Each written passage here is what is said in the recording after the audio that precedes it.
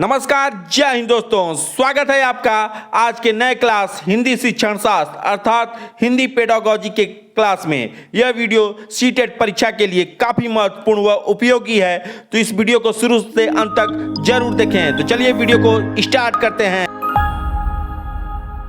Question है दोस्तों, संस्कृत भाषा के पहले कौन सी भाषा थी? ऑप्शन है पाली भाषा, मगधी भाषा, प्राकृतिक भाषा या हिंदी भाषा। क्वेश्चन एक बार फिर से रिपीट करते हैं, संस्कृत भाषा के पहले कौन सी भाषा थी? संस्कृत भाषा के पहले प्राकृतिक भाषा थी। राइट आंसर इस क्या होगा?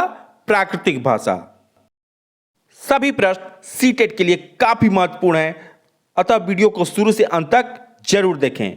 अगला क्वेश्चन है, बच्चे विद्यालय जाने से पहले किससे लैस होते हैं? सभी भाषा बोल सकते हैं या सभी भाषा लिख सकते हैं या कोई भी भाषा लिख पढ़ नहीं सकते या अपनी बोलचाल की भाषा के अनुभवों से लैस होते हैं। यह सीटेट में क्वेश्चन पूछा जा चुका है। बच्चे विद्यालय आने से पहले, इसका राइट आंसर होगा अपनी बोलचाल की भाषा के अनुभवों से लैस होते हैं। सभी प्रश्न सीटेट की परीक्षाओं में आए हुए हैं, अतः इनका अध्ययन जरूर करें। क्वेश्चन है, भाषा शिक्षण के 4 प्रकार कौन से हैं? ऑप्शन है बोलना, पढ़ना, लिखना। दूसरा ऑप्शन है सुनना, बोलना, पढ़ना, लिखना। तीसरा ऑप्शन है पढ़ना, लिखना, समझना या चौथा ऑप्शन है लिखना, समझना, पढ़ना या स्मरण। तो इसका राइट आंसर होगा सुनना, बोलना, पढ़ना, लिखना। सु बो पली इसका राइट आंसर होगा। सुनना, बोलना, पढ़ना और लिखना भाषा शिक्षण के 4 प्रकार हैं। अगला क्वेश्चन है, प्राथमिक स्तर पर भाषा शिक्षण का मुख्य उद्देश्य क्या है?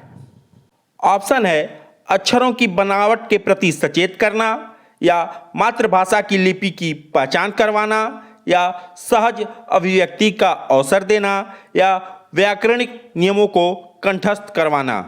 प्राथमिक स्तर पर भाषा शिक्षण का मुख्य उद्देश्य क्या है? राइट आंसर होगा इसका सहज अभिव्यक्ति का अवसर देना या अपनी बातों को कहने का अवसर देना। अगला क्वेश्चन है, लिपि का सही ज्ञान एवं अभ्यास का उद्देश्य किस स्तर का है? पूर्व माध्यमिक स्तर का या प्रारंभिक स्तर का या उच्चतर माध्यमिक स्तर का या उच्च स्तर का? क्वेश्चन एक बार पुनः रिपीट करते हैं, लिपि का सही ज्ञान एवं अभ्यास का उद्देश्य किस स्तर का है? इसका राइट आंसर होगा प्राथमिक स्तर का है। यह भी क्वेश्चन सीटेट की परीक्षा में हिंदी में पूछा जा चुका है। अगला क्वेश्चन है, कार्लटन बार्सबर्न ने किस पद्धति का सूत्रपात किया? ड्रेकाली पद्धति, प्रोजेक्ट पद्धति, खेल पद्धति या विनेटका योजना? कार्लटन बार्सबर्न ने किस पद्धति का सूत्रपात किया? इसका राइट आंसर होगा विनेटका योजना का सूत्रपात किया। किसने? कार्लटन वार्सन ने। अब बढ़ते हैं अगले क्वेश्चन की तरफ। क्वेश्चन है, हिंदी भाषा का मूल्यांकन करते समय आप सबसे ज्यादा किसे महत्व देंगे? निबंध लिखने की योग्यता पर या व्याकरण के नियम पर या सीखने की क्षमता का आकलन पर या काव्य सौंदर्य पर? क्वेश्चन एक बार पुनः रिपीट करते हैं, हिंदी भाषा का मूल्यांकन करते समय आप सबसे ज्यादा किसे महत्व देंगे? इसका राइट आंसर होगा सीखने की क्षमता का आकलन पर हम सबसे ज्यादा महत्व देंगे हिंदी भाषा का मूल्यांकन करते समय। अब बढ़ते हैं अगले क्वेश्चन की तरफ। क्वेश्चन है, भाषा प्रयोग के विविध रूपों को जानने के लिए सर्वाधिक उपयोगी साधन हो सकता है शिक्षण विधियों का संपूर्ण ज्ञान या बाल साहित्य का विविध उपयोग या सुंदर ढंग से छपी पुस्तकें या उच्च स्तरीय लेखन सामग्री? क्वेश्चन एक बार पुनः रिपीट करते हैं, भाषा प्रयोग की विधि रूपों को जानने के लिए सर्वाधिक उपयोगी साधन हो सकता है बाल साहित्य का विविध उपयोग। सर्वाधिक उपयोगी साधन हो सकता है। अब बढ़ते हैं अगले क्वेश्चन की तरफ। क्वेश्चन है, बच्चों की मौखिक अभिव्यक्ति का विकास करने के लिए सबसे कम प्रभावशाली तरीका कौन सा है? इसमें सबसे कम प्रभावशाली तरीका पूछा है। ऑप्शन है अपने अनुभवों का वर्णन करना, या बातचीत करना, या संवाद अदायगी करना, या व्याकरण आधारित संरचना अभ्यास।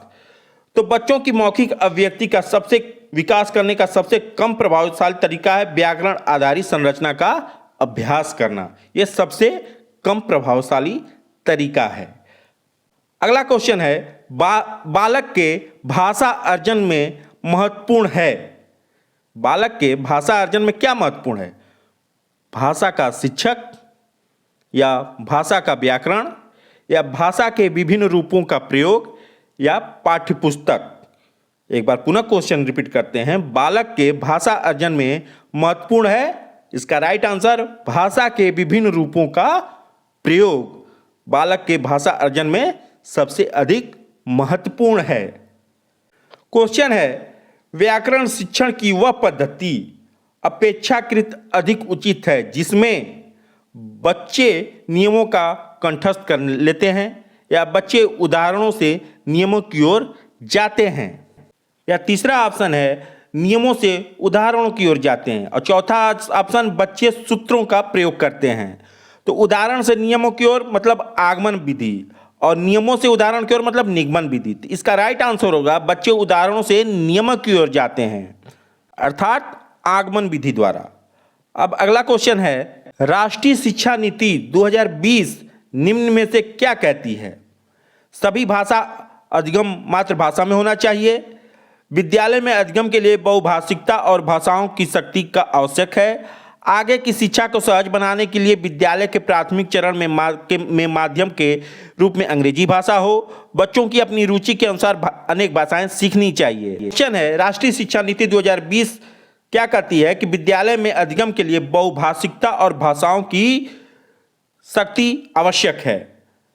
अब अगले क्वेश्चन की तरफ, मनुष्य भाषा अर्जन की क्षमता के साथ जन्म लेता है, यह कथन किससे संबंधित है? वाइगोत्स्की से, या जीन पियाजे से, या चॉम्स्की से, या ब्रूनर से? यह क्वेश्चन बार बार सीटेट की परीक्षा में पूछता है। मनुष्य भाषा अर्जन की क्षमता के साथ जन्म लेते हैं, यह कथन चॉम्स्की से संबंधित है। इसका राइट आंसर सी होगा, चॉम्स्की। अब बढ़ते हैं अगले क्वेश्चन की तरफ। क्वेश्चन है निम्न में से कौन सी भाषा शिक्षण की अवधारणा नहीं है? ऑप्शन है मुद्रित समृद्ध परिवेश, या ध्वनिक, या ध्वनि विज्ञान, या डिसलेक्सिया। भाषा शिक्षण की अवधारणा नहीं है पूछा है यहां पर। इसका राइट आंसर होगा ध्वनिक। भाषा शिक्षण की अवधारणा नहीं है, क्या है? ध्वनिक। इसका बी ऑप्शन सही होगा। सभी प्रश्न सीटेट की परीक्षा से लिए गए हैं, अतः यह वेरी मोस्ट इंपॉर्टेंट क्वेश्चन होते हैं। बच्चों की श्रवण योग्यता का विकास करने में सर्वाधिक सहायक क्या है? लिखना, पढ़ना, या बातचीत, या सुनना? बच्चे की श्रवण योग्यता का विकास करने में सर्वाधिक सहायक क्या है? बातचीत, संप्रेषण, जिसको कम्युनिकेशन कहते हैं। बातचीत इसका राइट आंसर होगा। अब बढ़ते हैं अगले क्वेश्चन की तरफ। क्वेश्चन है शिक्षक द्वारा सामान्य रूप से बालक में किस भाषा कौशल का विकास किया जा सकता है? वाचन कौशल का, श्रवण कौशल का, पठन कौशल का, या लेखन कौशल का?